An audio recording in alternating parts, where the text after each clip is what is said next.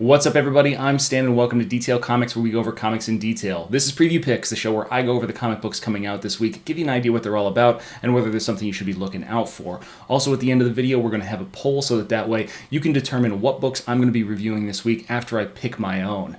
So don't forget to subscribe and stick around for that. To start off with, we're going to talk about Thanos number 11. So Thanos number 11 sees the return of a powered-up Thanos to fight Thane, his son, who has taken over the power of the Phoenix Force. So overall, Jeff Lemire's been doing a very good job on this book. I kind of, fell off the art just a touch after the loss of Mike Deodato Jr. However, it hasn't really been too terribly bad for me. I'm still very interested to see the conclusion of this because it's going to provide me with a transition from this storyline into the Donny Cates storyline, which is starting with Thanos number 13. So I definitely need to see what Jeff Lemire has in mind for the end of this before seeing what Donny Cates has in mind for the start of the next arc. After that, we're going to talk about Thor number 23, which sees Jane Foster going up against the War Thor.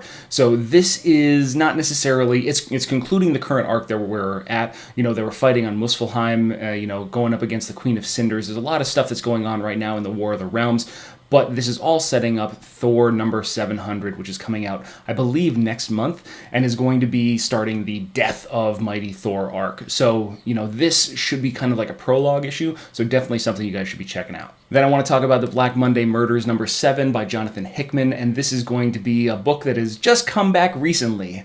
I don't necessarily like the delays on it, but I can completely understand that it's an independent work, so that means that Jonathan Hickman's working on a bunch of different stuff, and he might not necessarily have time to put everything together. However, it is one of my favorite books. It is, though, a deep dive, so it's a very dense book when it comes to the actual process, the occult mixed with finance and the world of big money and those kind of things. So it's a very specific niche. I really like the dark art style. I really like the writing because Jonathan Hickman, he definitely delves into the details and he plans things out well in advance so that way they all kind of connect and make sense. It's one of my recommended books, but it's not necessarily for everybody. However, a book I can recommend for almost everybody is Valiant's X-O Manowar number 7, written by Matt Kindt. So this has been my first real foray into the Valiant universe, and I have to say I'm really excited and really pleased by everything that's going on in it.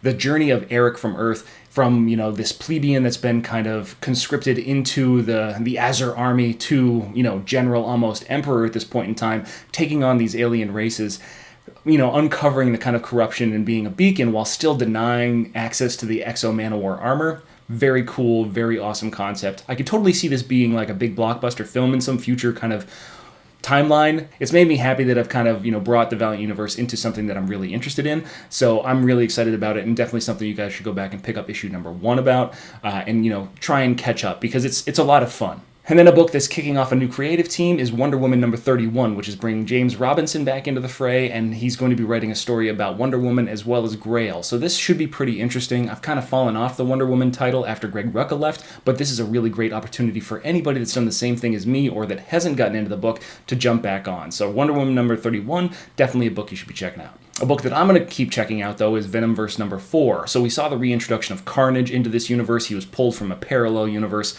so that way he could help combat the poisons with the Venom symbiotes. You bring in basically the heavy hitters of, kill 'em and grill 'em kind of style fighting. So I'm really excited to see where Carnage goes, and Venomverse has been a very nice, tight, fast-paced kind of mini event. I can't really call it an event because it's not, and it's only really involving one character of any real kind of meaning, but it's been super fun for anybody that's a fan of Venom, and now that they brought Carnage in, it's like I'm reliving my youth. So I'm really excited about Venomverse. Might not be for everybody, but it's one that I'm liking. Still on the topic of Venoms, we're going to talk about Spider Gwen number 24, which should show the cameo or introduction of the first Gwenom. So this is, Gwen Stacy, Earth 65, infected with the Venom symbiote before we start the Gwenom arc, which starts in Spider Gwen number 25. So yeah, grab it.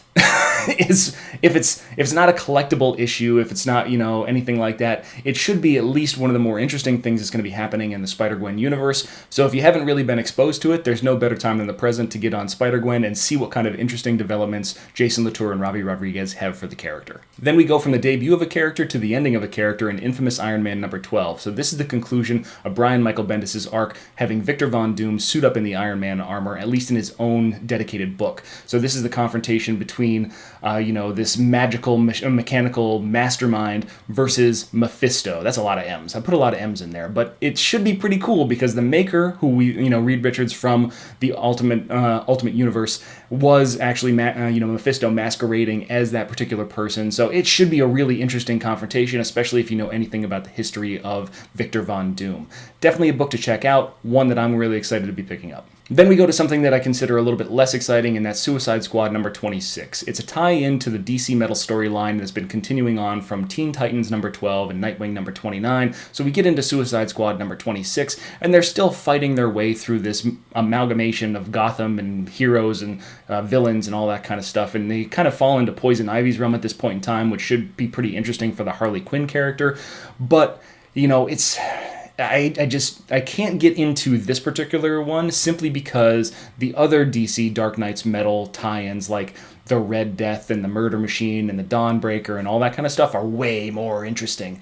So until the Justice League starts fighting their dark counterparts, I'm going to pick them up just so that way I can keep up with the story, get a little bit more information. But, if you want to skip over this, like I've said with the other ones, you can definitely do that. But speaking of the Dark Knight's Metal tie-ins, Batman the Murder Machine number 1 is coming out. So this is written by Frank Thierry, and it's showing a kind of cyborg-enhanced Batman taking himself to the Watchtower and really dominating the cyborg character. So it looks like this is going to happen pretty early on in the issue, so it's going to be a very different departure, maybe a little bit more flashback essence instead of like a more current kind of environment like the Joshua Williamson one.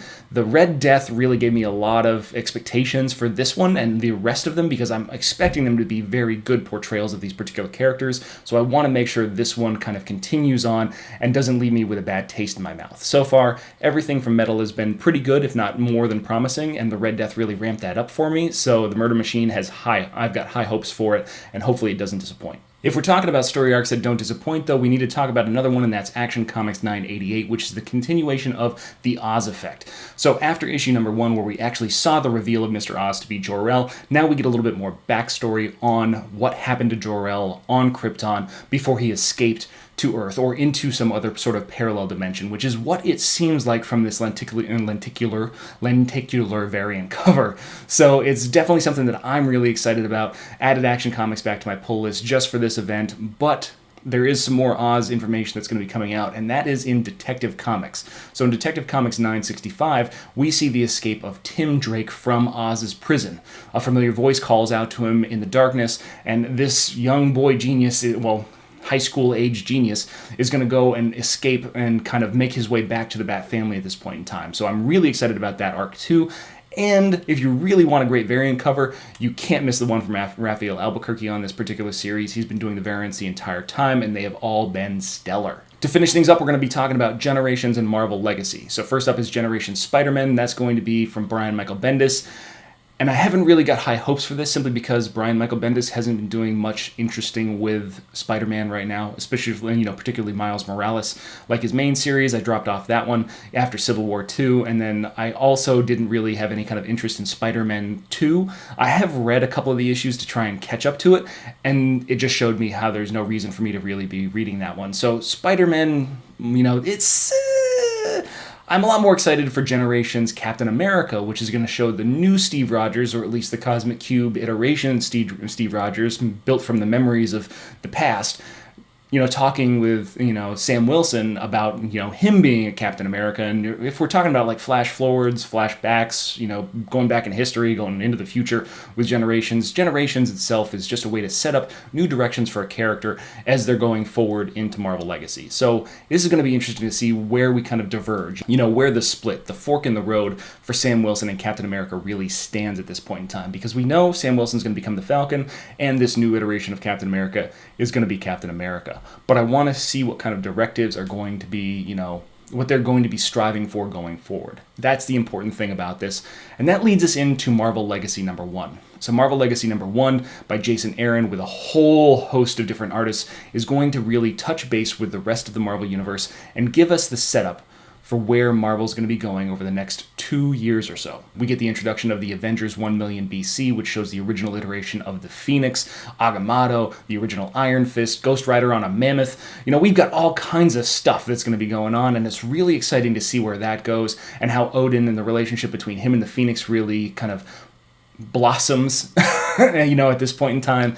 But I'm really more excited to see how this is going to impact everything over the long run. So whatever Marvel Legacy sets up right now is, if it's going to be fleshed out in 2, 3, 4, 5, 6, 12 months, that would kind of constitute a success for this particular initiative, because I want to see a lot more forethought when it comes to these things.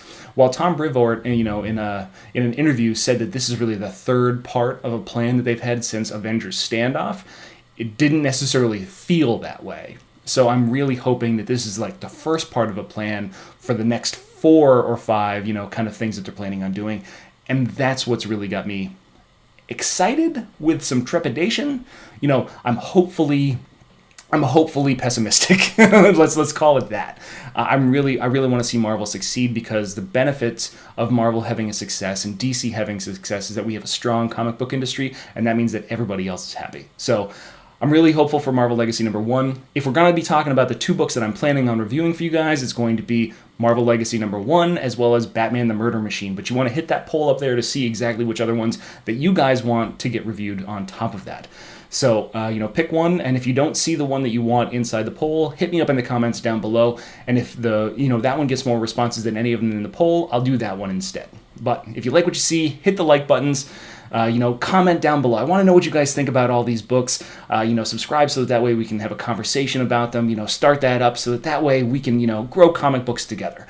But, like I said, if you like what you see, hit the like button, subscribe to get more news, reviews, and commentary on comic books, comic book movies, comic book TV shows and games, and anything and everything inside the world of comics.